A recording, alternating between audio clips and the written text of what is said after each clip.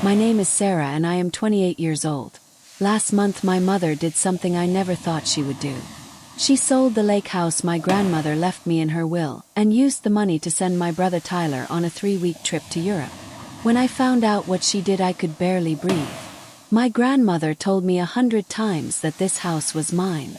She said it would always be there for me no matter what happened. She said nobody could ever take it away from me. Before we proceed, thank you for watching Mama's Voice. Please subscribe and tell us where you are watching from in the comment section. But she was wrong. My own mother took it. And when I confronted her about it, she looked me dead in the eye and said Tyler needed this more than you need some old building by the water. Then my brother laughed and told me he deserved a break from his stressful life. Meanwhile, I work 50 hours a week and can barely afford my rent. I found out about the sale from a text message from the bank. I was sitting at my desk eating lunch when my phone buzzed. First I thought it was spam. Some fake alert trying to get me to click a bad link. But then I saw the amount. $180,000. Transferred out of an account linked to the property my grandmother put in my name 3 years ago when she knew she was dying. My hands started shaking. I dropped my sandwich. My coworker asked if I was okay and I could not even answer her. I just grabbed my bag and ran out of the office. I did not clock out. I did not tell my boss. I just left. The whole drive to my mother's house, I kept thinking there had to be a mistake. Maybe someone hacked the account. Maybe the bank messed up. Maybe this was identity theft. Anything except what I already knew deep down was true. My mother had done this. The woman who raised me had stolen the one thing my grandmother worked her whole life to give me. When I pulled up to her driveway, I saw my brother's truck parked there. The one he bought last year, even though he said he was broke. Brand new. Shiny. Still had the dealer plates on it when he drove it home.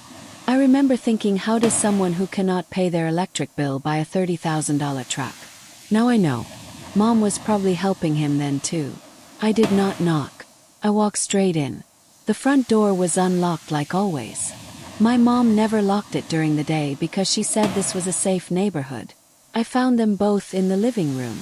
Tyler was on the couch with his laptop open, showing my mother pictures from some travel website. They were laughing. Actually laughing.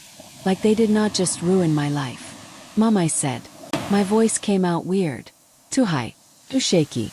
What did you do? She turned around and her face did that thing it always does when she knows she got caught. Her smile froze. Her eyes got wide. Then she took a breath and put on her calm voice. The one she uses when she is about to lie. Sarah, honey, she said. I was going to call you. I was going to explain everything. But you have to understand this was not an easy decision. Your brother has been going through a really hard time and I had to help him. Help him, I repeated. You sold my house. You sold the house Grandma left me. Tyler closed his laptop. He did not look guilty. He looked annoyed. Like I was interrupting something important. Relax, Sarah, he said. It is not like you were using it. You do not even go there. It was just sitting there empty while I am over here drowning in debt. I stared at him. My little brother, who I used to protect from bullies in school. Who I helped with his homework. Who I lent money to 12 times and never got paid back. He looked at me like I was the problem. How did you even do this? I asked my mother. That house was in my name. I never signed anything. She sighed. Like I was being difficult. Like I was a child who would not understand adult problems. I still had power of attorney from when your grandmother was sick, she said. I used it to handle the sale. Everything was legal. I checked with the title company. They said it was fine. That power of attorney ended when Grandma died, I said. I know it did. I read the paperwork when she passed. You cannot just use it whenever you want. My mother waved her hand like she was swatting away a fly. Those are technicalities, she said. The point is, your grandmother wanted this family to be taken care of. She would have wanted me to help Tyler. He is suffering, Sarah. He has depression. He has anxiety. He works a terrible job that pays nothing and he cannot catch a break. This trip is going to help him reset. Help him figure out his life. Reset, I said. You stole almost $200,000 so he could reset. Tyler stood up. His face was red now. You know what, Sarah, you have always been like this. You have always acted like you are better than me. You have your fancy tech job and your apartment in the city and your perfect little life. Meanwhile, I am working nights at a warehouse breaking my back and nobody cares. Mom is the only one who ever helps me. The only one who sees that I am struggling. I looked at my mother. She was nodding along, like he was making perfect sense. You really think this is okay? I asked her. You really think Grandma would want this? Your grandmother loved all of us, she said. Not just you. She left you that house because you were always responsible. Because you did not need as much help. But that does not mean the rest of us should suffer. I felt something crack inside me. Something that had been holding on for years. You are right, I said quietly. I was always responsible. I was always the one who did not need help. Because every time something went wrong you helped him. Every time he messed up you fixed it. Every time he needed money or a place to stay or someone to blame you gave it to him. And I just took it. I just let it happen because I thought that was what family did. My mother reached for my arm but I stepped back. I am not doing that anymore, I said. You stole from me. You both did. And I am not going to pretend this is okay just because we share the same last name. Tyler laughed. It was cold. What are you going to do? He said. Call the cops on your own mother. Take us to court. Everyone will think you are insane. I looked at him for a long time. Then I pulled out my phone. I'm going to call my lawyer, I said. And we are going to see who is insane. My mother started crying. Not real crying. The kind she does when she wants sympathy. Sarah, please, she said. Do not do this. We can work something out. Can pay you back over time. Just do not make this ugly. You already made it ugly, I said. I walked out of that house and did not look back. The lawyer I called was named Rachel. I met her 2 years ago at a work event. She specialized in estate law and family disputes. Back then I never thought I would need her. Now I was sitting in her office with a folder full of documents and a story that sounded like something from a bad movie. Rachel listened to everything without interrupting. She took notes. She asked questions. She looked at the trust documents my grandmother had left. She looked at the power of attorney paperwork. She looked at the bank transfer records I had printed out. When I finished talking, she leaned back in her chair and looked at me like she was seeing me for the first time. Your mother committed fraud, she said. It is that simple. She used authority. She no longer had to sell property she did not own. Then she used the money for herself and your brother. That is textbook fraud. Can we get it back? I asked. Can we stop this? Rachel nodded. We can file a lawsuit. We can freeze her assets. We can demand the money be returned immediately, or we take her to court and let a judge decide. But I need you to understand something, Sarah. Once we do this, your relationship with your mother will never be the same. Are you ready for that? I thought about my grandmother. How she worked 2 jobs to buy that lake house. How she used to take me there every summer when I was a kid. How we would sit on the dock and watch the sunset, and she would tell me that one day this would all be mine. How she made me promise to take care of it. To never let anyone take it from me. I am ready, I said. Rachel smiled. Then let us give them 48 hours to make this right. After that we go nuclear. The letter Rachel sent was 3 pages long. It laid out everything my mother had done. It explained why the power of attorney was no longer valid. It showed the exact date my grandmother died and the exact date my mother signed the sale papers. It included screenshots from Tyler's social media showing him in Paris and Rome and Barcelona. It had pictures of the expensive hotels he stayed at, the first-class plane tickets, the designer clothes he bought, all of it paid for with my money.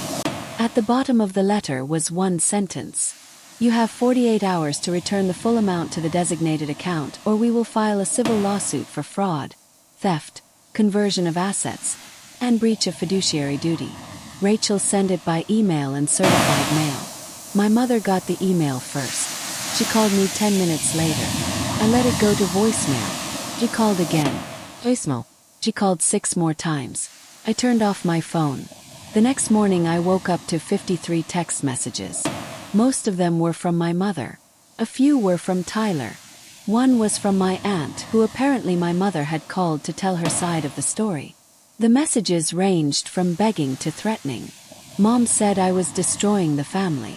Tyler said I was being selfish. My aunt said I should be ashamed of myself. I deleted all of them. Then I went to work like it was a normal day. But it was not normal. Could not focus. I kept checking my email waiting for Rachel to tell me my mother had agreed to pay me back. But there was nothing. No call. No email. No response at all. The 48 hours passed. Rachel called me at 5 p.m. on the second day. Your mother hired a lawyer, she said. He sent a response claiming she acted in good faith and believed she had authority to make the sale. He says she is willing to negotiate a payment plan, but she cannot return the full amount because most of it is already spent. What does that mean? I asked. It means we are going to court, Rachel said. I will file the lawsuit tomorrow morning. After that, things are going to move fast. Your mother will be served with papers. She will have to respond. And eventually we will stand in front of a judge and let him decide who is telling the truth. That night I could not sleep. I kept thinking about what my grandmother would say if she were here. Would she want me to do this? Would she want me to take her own daughter to court? Or would she tell me to let it go? To forgive? To move on? But then I remembered something she told me the last time I saw her. We were sitting in the lake house. She was weak from the cancer treatments. She could barely walk. But she held my hand and looked me in the eye and said, Sarah, you are strong. Stronger than your mother ever was. Do not let anyone make you feel small. Do not let anyone take what is yours. Promise me. Promised her. And now I was keeping that promise. The lawsuit was filed 3 days later. My mother was served with papers at her house. According to Rachel, she answered the door in her bathrobe and started crying when she saw what it was. The process server said she kept saying this is a mistake over and over. But it was not a mistake. It was the consequence of her choices. The first court date was set for 6 weeks later. In that time, my mother tried everything to get me to drop the case. She showed up at my apartment. I did not let her in. She called my boss and tried to tell him I was having a family emergency. He told her to stop calling. She posted on Facebook about how her ungrateful daughter was suing her. Her friends left comments calling me terrible things. I blocked all of them. Tyler was quieter. He stopped posting on social media. He stopped answering my calls. I heard from a mutual friend that he moved back in with my mother because he could not afford his own place anymore. Part of me felt bad, but most of me felt nothing. The day of the court hearing, I wore a black suit. Rachel said it was important to look professional, to look like someone who takes this seriously. My mother showed up in a dress I recognized. It was the one she wore to my college graduation. I wondered if she wore it on purpose, if she thought it would remind me of better times. Her lawyer was older, gray hair, expensive watch. He looked like he had done this 1,000 times. Rachel looked young next to him, but she did not seem nervous. She smiled at me and said, we have truth on our side. That is all we need. The judge was a woman in her 60s with glasses and a stern face. She read through the case file while we all sat in silence. Then she looked up and said, let us begin. My mother's lawyer went first. He painted a picture of a struggling single mother who had done everything she could to keep her family afloat. He talked about the bills she could not pay, the debt she was drowning in, the son who was suffering from mental health issues and needed help. He made it sound like my mother was a hero, like she had made a tough choice to save her child. Then Rachel stood up. She did not waste time. She pulled out the trust documents and showed the judge exactly what my grandmother had written. She pointed to the part that said the lake house was mine. Only mine. Not the family's. Not my mother's. She showed the power of attorney paperwork. She showed where it said the authority ended when my grandmother died. She showed the date my grandmother passed away. Then she showed the date my mother signed the sale papers. Almost a year later. Your Honor, Rachel said, this is not a story about a mother trying to help her son. This is a story about a woman who knowingly used expired legal authority to sell property that did not belong to her. She then used the proceeds for personal expenses, including a luxury vacation. That is fraud. Plain and simple. The judge looked at my mother.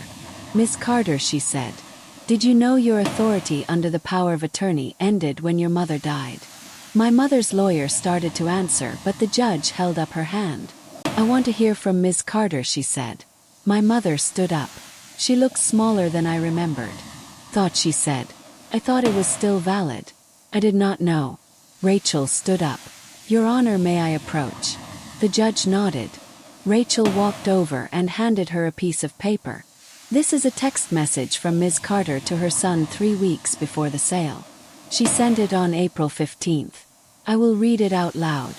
Tyler, I am going to sell Sarah's lake house.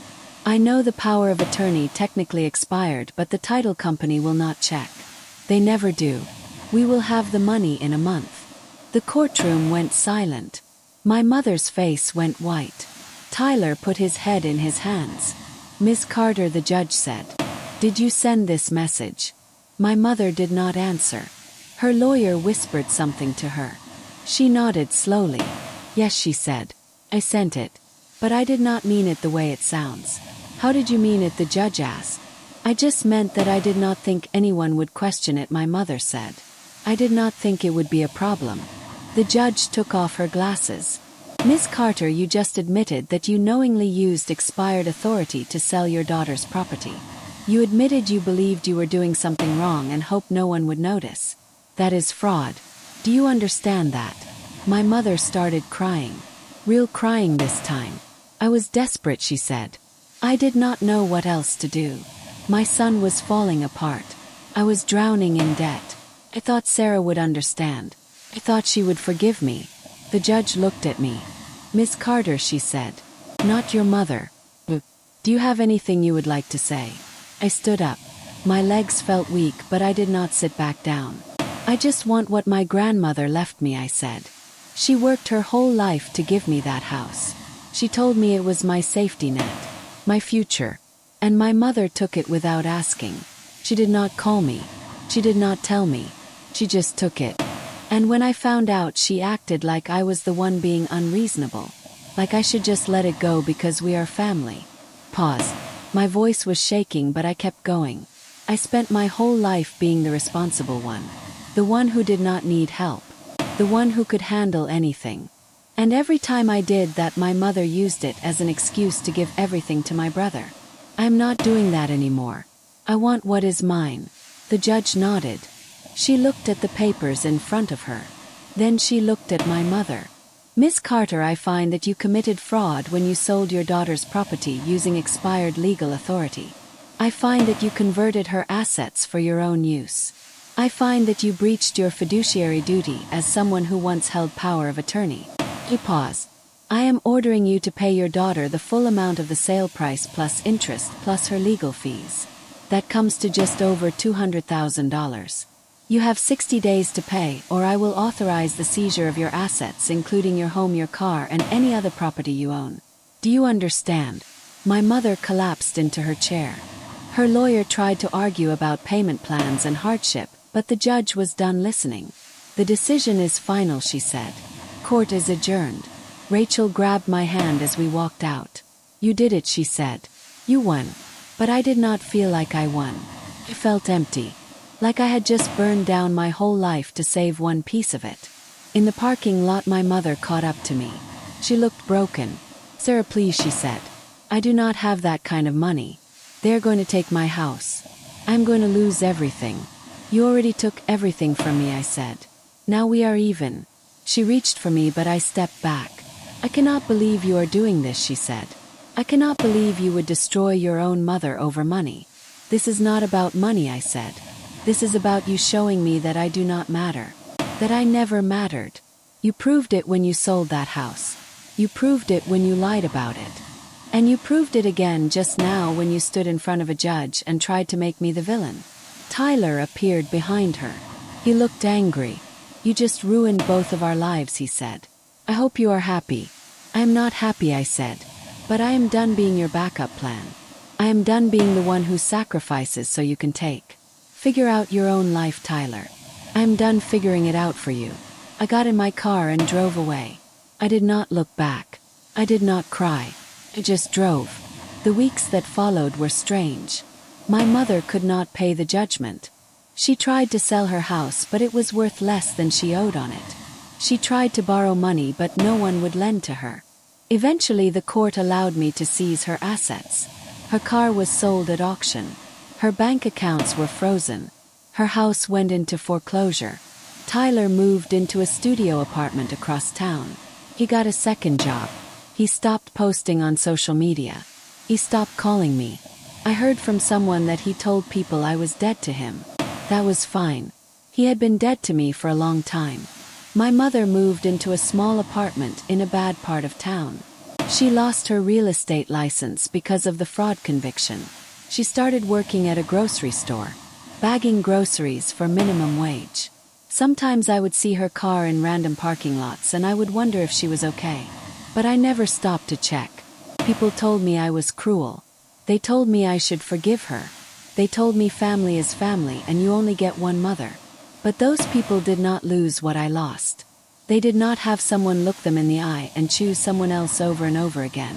I took the money from the judgment and put it into an investment account. I did not buy a new house. I did not go on vacation. I just saved it. Because that is what my grandmother would have wanted.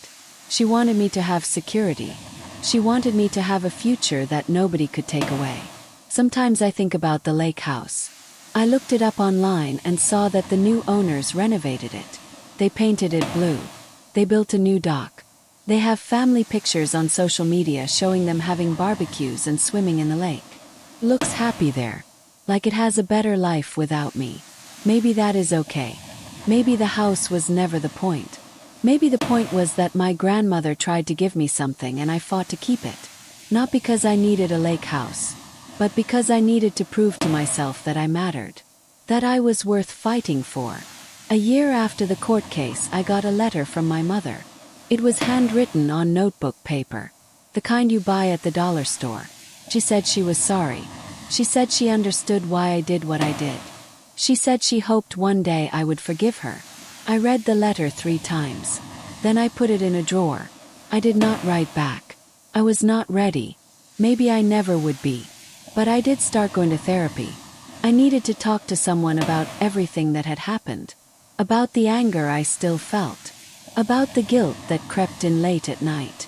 About the little girl inside me who still wanted her mother to love her the right way. My therapist asked me what I wanted. What would make this okay? I told her I did not know. I told her I just wanted to stop feeling like I had done something wrong. Like I was the bad guy in this story. You protected yourself, she said. You set a boundary. That does not make you bad. That makes you strong. I cried in her office that day. The kind of crying that comes from deep inside. The kind you have been holding in for years. And when I was done, I felt lighter. Not happy, but lighter. 2 years after the lawsuit, Tyler reached out. He sent me an email. It was short, just a few lines. He said he was sorry. He said he understood now what he had done. He said he was working on himself. He said he hoped we could talk someday. I did not reply right away. I sat with it for a week. Then I wrote back. I told him I appreciated the apology. I told him I was not ready to see him, but maybe one day I would be. I told him to keep working on himself. That was the only thing that mattered. He wrote back and said he understood. That he would wait. That he would be there whenever I was ready. I do not know if I will ever be ready. But I like knowing he is trying. That means something. My mother never apologized the right way. She sent more letters. She called from different numbers. She showed up at my apartment building once, and the security guard had to ask her to leave. Every time she tried to contact me, it was the same thing. Excuses, explanations, reasons why what she did was not really that bad. I stopped reading the letters. I blocked the numbers. I told security to never let her in. I built a wall around myself and I did not feel bad about it. 3 years after everything happened, I met someone. His name was Daniel. He was kind. He was patient. He did not push me to talk about my family. But when I finally did, he listened. Really listened. And when I finished telling him everything, he said, "You did the right thing." That was all I needed to hear. That I did the right thing. That I was not crazy. That I was not cruel. That I was just someone who refused to be a doormat anymore. We got engaged a year later. I did not invite my mother to the wedding. I did not invite Tyler. I invited the people who had shown up for me, the friends who listened, the co-workers who supported me, the family members who told me they were proud of me for standing up for myself. It was a small wedding, simple, beautiful, and for the first time in years I felt like I was exactly where I was supposed to be. On my wedding day I thought about my grandmother. I wished she could be there. I wished she could meet Daniel. I wished she could see that I had made it, that I had protected what she gave me, that I had fought for myself. I like to think she would be proud. People ask me sometimes if I regret it, if I wish I had handled things differently, if I wish I had just let it go and kept the peace. The answer is no. I do not regret it, not for a second, because the peace I would have kept was not real peace. It was me being quiet while other people took from me. It was me shrinking so they could grow. It was me pretending I did not matter so they could feel important. That is not peace. That is erasure. And I refuse to be erased. Not by my mother. Not by my brother. Not by anyone. I am almost 31 now. I have a career I love. I have a husband who respects me. I have friends who value me. I have money saved. I have a future that is mine. And every single day I wake up and choose myself. The way my grandmother wanted me to. The way I should have been doing all along. If you are reading this and you are in a situation like mine, let me tell you something. You are not the bad guy for protecting yourself. You are not selfish for wanting what is yours. You are not cruel for setting boundaries with people who hurt you. Family is not an excuse for abuse. Love is not an excuse for theft. And loyalty does not mean letting people destroy you. Sometimes the most loving thing you can do is walk away. Sometimes the bravest thing you can do is say no. Sometimes the rightest thing you can do is fight for yourself even when everyone tells you not to. So if you are scared right now, if you are standing at the edge of a decision that will change everything, if you are wondering whether you should stay quiet or speak up, fight back, protect yourself. Because you matter. Your boundaries matter. Your future matters. And nobody gets to take that from you. Not even family. Not ever. My grandmother taught me that. And it took me losing everything to finally understand what she meant. But now I know. And I will never forget it again. 4 years after the lawsuit, I did something I thought I would never do. I bought a house. Not a lake house. Not a vacation property. Real home. A place where Daniel and I could build our life together. It had 3 bedrooms and a backyard and a kitchen with windows that let in the morning sun. The day we moved in, I stood in the empty living room and cried. Daniel asked me what was wrong. I told him nothing was wrong. These were happy tears. Tears for the life my grandmother wanted me to have. The life I almost let my mother take away. We painted the walls. We hung pictures. We planted flowers in the garden. We made it ours. And every night when I came home from work, I felt something I had not felt in years. Safety. The kind of safety that comes from knowing nobody can take this from me. Around that time I started getting messages from people online. Strangers who had heard my story somehow. They told me about their own families. Their own stolen inheritances. Their own mothers and fathers and siblings who had betrayed them. They asked me how I found the courage to fight back. How I survived the guilt. How I moved forward. I started responding to them. Telling them what I learned. Encouraging them to protect themselves. And slowly an idea started forming in my mind. What if I could help more people? What if I could turn my pain into something useful? I started a blog. Nothing fancy. Just a simple website where I shared my story and offered advice. I wrote about estate planning. About powers of attorney. About setting boundaries with toxic family members. About the legal steps you can take when someone steals from you. The blog grew faster than I expected. Within 6 months I had thousands of readers. People were sharing my posts, commenting with their own stories, thanking me for giving them the courage to stand up for themselves. I started doing speaking events, small ones at first, library meetings, community centers. I would stand in front of 20 or 30 people and tell them what happened to me. I would explain the legal side of things. I would answer their questions. And almost every time someone would come up to me afterward with tears in their eyes and say thank you. Thank you for showing me I am not alone. Those moments made everything worth it. All the pain, all the loss, all the nights I spent wondering if I had made the right choice. Seeing other people find their strength made me realize my grandmother had given me more than a house. She had given me a purpose. Daniel supported me through all of it. He came to my speaking events. He helped me run the blog. He listened when I had bad days and reminded me why I was doing this. He never made me feel guilty for putting up boundaries.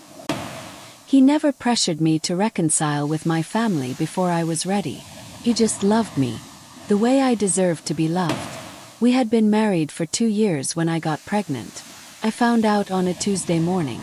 I took 3 tests just to be sure. Then I sat on the bathroom floor and cried. Happy tears and scared tears all mixed together. That night I told Daniel. He picked me up and spun me around and said, we are going to be parents. We are going to do this right. And I knew we would. Because we had already decided what kind of family we wanted to be. The kind that respected boundaries.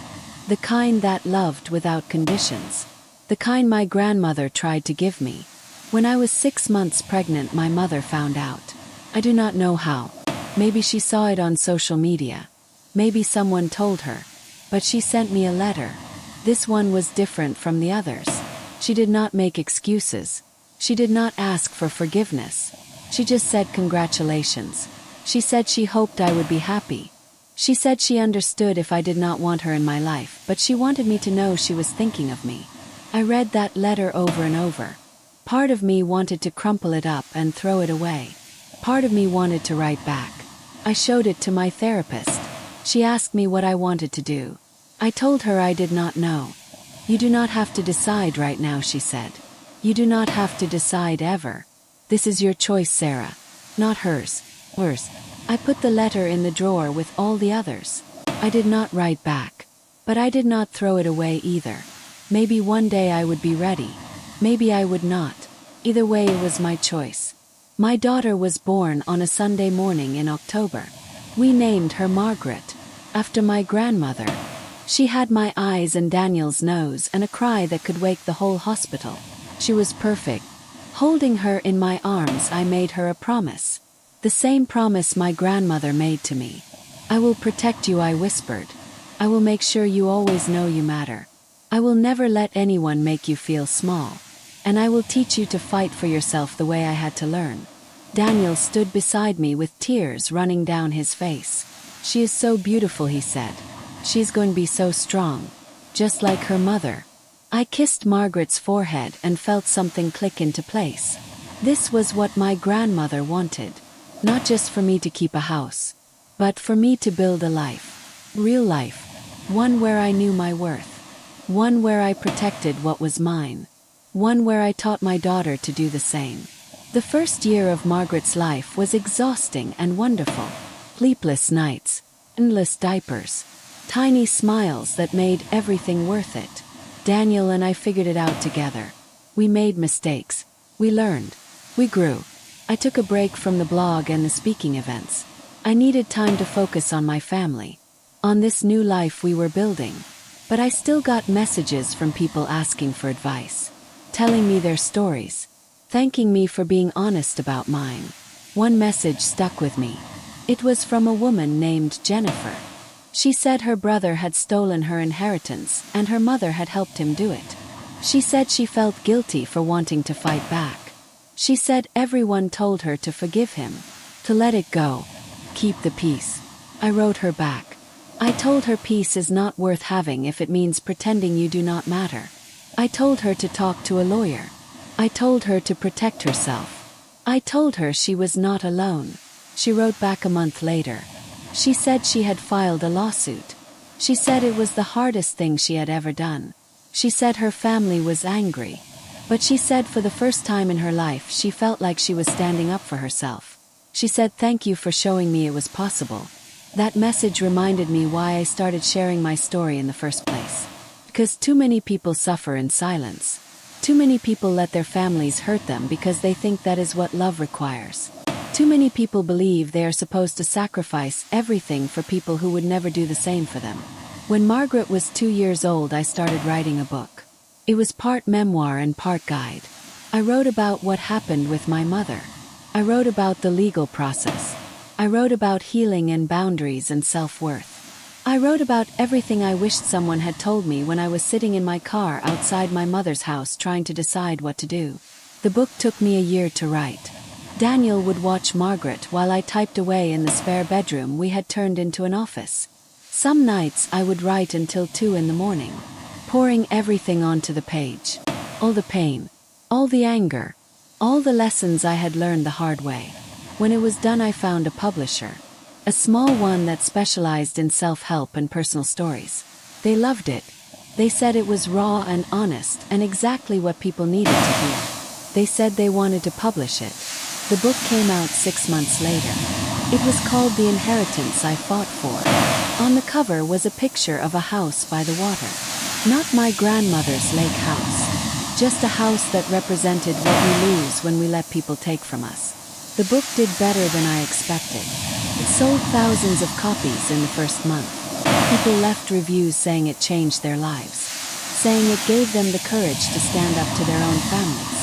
Saying it helped them understand they were not crazy for wanting what was rightfully theirs. I did interviews, podcasts, online talks. I told my story over and over again. And every time I told it, I felt a little more free. Like I was shedding the weight of everything that had happened. Like I was finally becoming the person my grandmother believed I could be. Margaret was 3 when Tyler reached out again. This time it was not an email. It was a letter. A real one. Handwritten. He said he had been sober for a year. He said he had been going to therapy. He said he finally understood what he had done to me. How he had enabled our mother. How he had taken advantage of my kindness. He said he did not expect me to forgive him. He just wanted me to know he was sorry. Really sorry. Not because he wanted something from me, but because he had finally realized how much he had hurt me. He said he was working 2 jobs now. Paying off his debts. Building a life that did not depend on other people fixing his problems. He said he thought about me often. About the sister he used to have. About the relationship we could have had if he had made different choices. At the end of the letter, he wrote something that made me cry.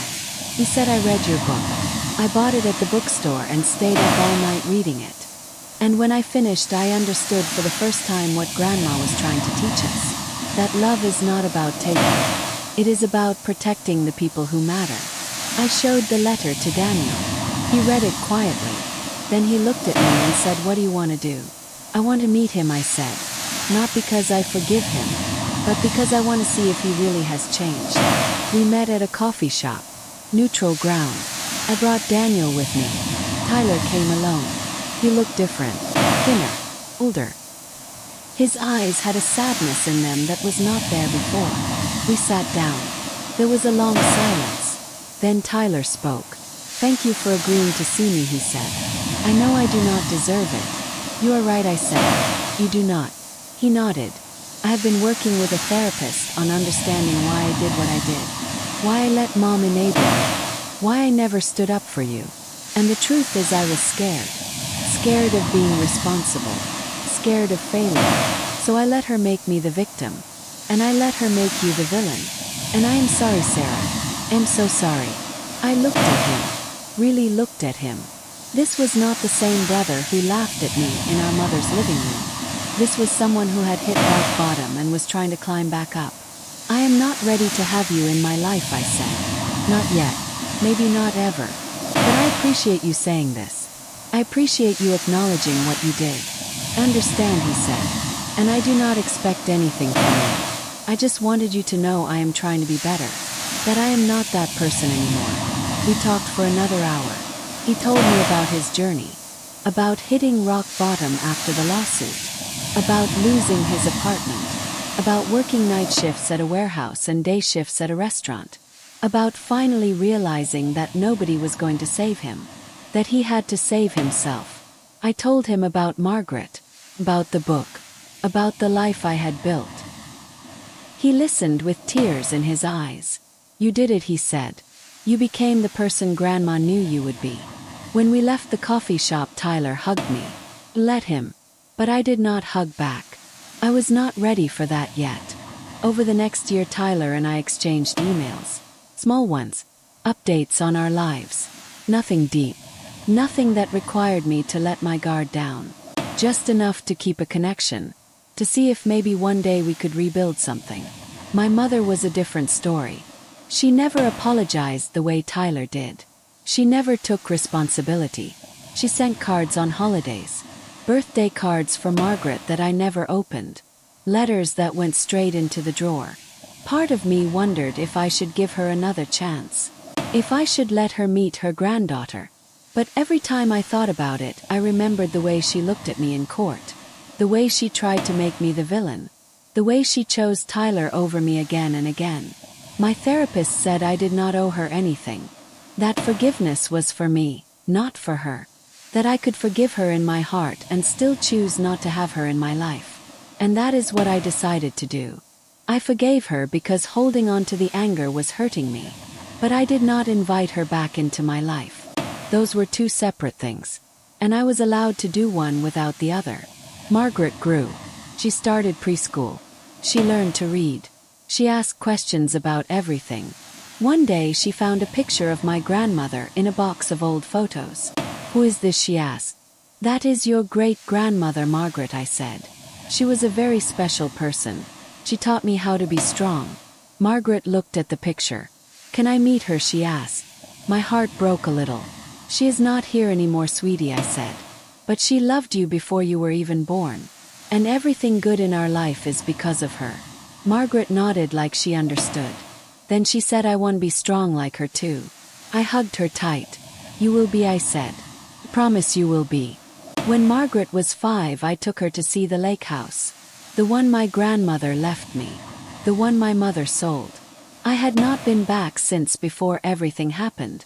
I was not sure I could handle it. But something pulled me there. We drove up on a Saturday morning. Daniel came with us. When we pulled up to the house, I felt my chest tighten. It looked the same but different. The new owners had painted it. Added a porch. Built a fire pit in the yard. We did not go inside. We just sat in the car and looked at it. Margaret asked why we were there. I told her this house used to belong to our family. That my grandmother bought it a long time ago. That she wanted me to have it so I would always have a safe place to go. "What happened to it?" Margaret asked. "Someone took it from me," I said. "Someone I loved. And I had to fight to get back what they took."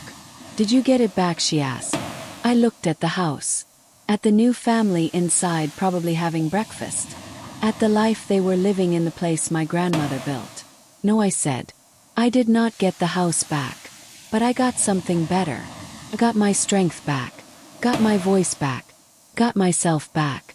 Margaret did not understand. Not really. She was too young. But one day she would. One day I would tell her the whole story. And I would teach her that sometimes losing something is the only way to find out what really matters. We drove away from the lake house and I felt lighter. Like I had finally let go of something I did not know I was still holding on to. The house was gone. But I was still here. And that was enough. That night I opened my laptop and started writing again. Not for the blog. Not for another book. Just for me. I wrote about everything I had learned. About strength and boundaries and self-worth. About the difference between love and obligation. About the people who build you up and the people who tear you down. I wrote about my grandmother. About the way she loved me. The way she protected me even after she was gone. The way she taught me to fight for myself by leaving me something worth fighting for.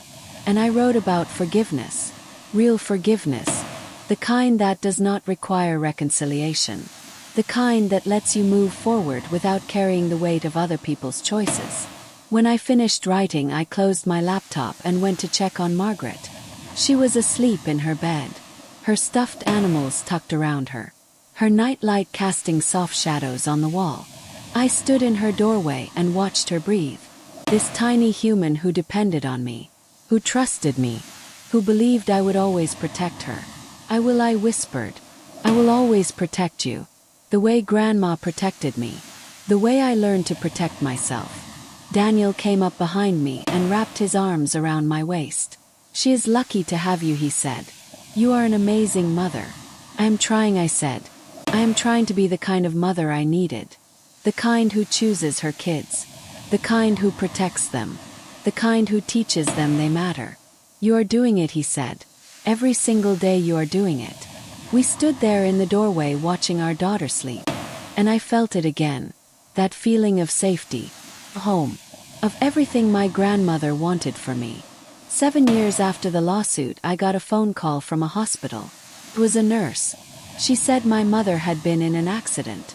Nothing serious. Fall. But she was asking for me. I sat with that information for a long time. Part of me wanted to ignore it. Part of me felt obligated to go. Called my therapist. She reminded me that I got to choose. That obligation was not the same as love. That I did not owe anyone access to me just because they were related to me. I decided to go. Not because I owed my mother anything, but because I wanted to see her. I wanted to see if I felt anything when I looked at her. If there was still any anger left. Or if I had truly let go. Daniel came with me. We left Margaret with a babysitter. When we got to the hospital, I felt my hand start to shake. Daniel took my hand and squeezed it. You do not have to do this, he said. We can turn around right now. I know, I said. But I want to. My mother was in a room on the 3rd floor. She looked small in the hospital bed. Older than I remembered. Her hair was more gray. Her face more lined. She looked up when I walked in and her eyes filled with tears. Sarah, she said. Came.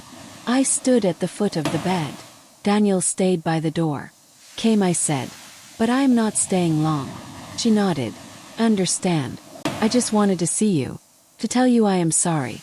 I know I have said it before. I know you do not believe me. But I am sorry, Sarah. For everything. I looked at her. This woman who gave birth to me. Who raised me. Who betrayed me. And I felt nothing. Not anger. Not sadness. Just nothing. I believe you are sorry, I said. I believe you regret what you did. But that does not change anything. You made your choice. And I made mine. She started crying. Please, Sarah. I am your mother. I do not have anyone else. Tyler barely talks to me. I am alone. Please do not leave me alone. Took a breath. You are alone because of the choices you made, I said. Not because of me. I tried to protect myself and you tried to make me the villain for it. So no, Mom. I am not going to fix this for you. You have to live with what you did. Just like I had to. A sob. Loud and broken. But I did not move toward her. I did not comfort her. I just stood there and let her feel it. I hope you heal, I said. I hope you figure out how to live with yourself. But I am not going to be part of that process. I have my own life now. My own family. And they come first. I turned to leave. My mother called after me. Sarah, please. Do not go. Not like this. I stopped at the door and looked back at her. This is exactly how it needs to be, I said. Goodbye, Mom. Daniel and I walked out of that hospital and I felt lighter than I had in years. Like I had finally closed a door that had been hanging open for too long. My mother was alive. She was okay. And that was all I needed to know. On the drive home, Daniel asked me how I felt. Thought about it. Feel free, I said. For the first time in my life, I feel completely free. That night I wrote a letter. Not to my mother. To myself. I wrote about everything I had survived. Everything I had overcome. Everything I had learned. And at the end I wrote this. You are not defined by what people take from you. You are defined by what you choose to protect. You are not measured by how much you forgive. You are measured by how well you love yourself. And you are not required to set yourself on fire to keep other people warm. I read that letter out loud to Daniel. He smiled and said you should share that. People need to hear it. So I did. I posted it on my blog. Within a day it had been shared thousands of times. People commented saying it changed their perspective. Saying it gave them permission to choose themselves. Saying it reminded them they were not alone. That is the thing about pain. When you share it, when you turn it into something that can help others, stops being just yours. It becomes part of a bigger story. Story about survival. About strength. About refusing to be broken. My grandmother started that story when she left me the lake house. She gave me something worth fighting for. And when my mother tried to take it away, she gave me a reason to finally stand up for myself. I did not get the house back, but I got something better. Got my life back. Got my voice back. Got myself back. And that is the real inheritance. Not money, not property, but the knowledge that you are worth protecting, that your boundaries matter, that your future belongs to you and nobody else. Margaret is 8 now. She is smart and strong and kind. She asks hard questions. She stands up for herself. She does not let people walk over her. And every day I see my grandmother in her. The same fire, the same strength, the same refusal to be small. This is what breaking the cycle looks like. This is what healing looks like. This is what it looks like when you choose yourself even when it costs you everything. I will never regret what I did. I will never apologize for protecting what was mine. And I will never stop telling my story so other people know they can protect themselves too.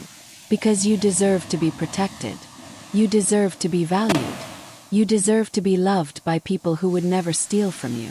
And if the people in your life cannot do that, if they try to make you feel guilty for having boundaries, if they expect you to sacrifice yourself so they can be comfortable, look away, fight back, choose yourself. Your grandmother would want that for you. And so would mine.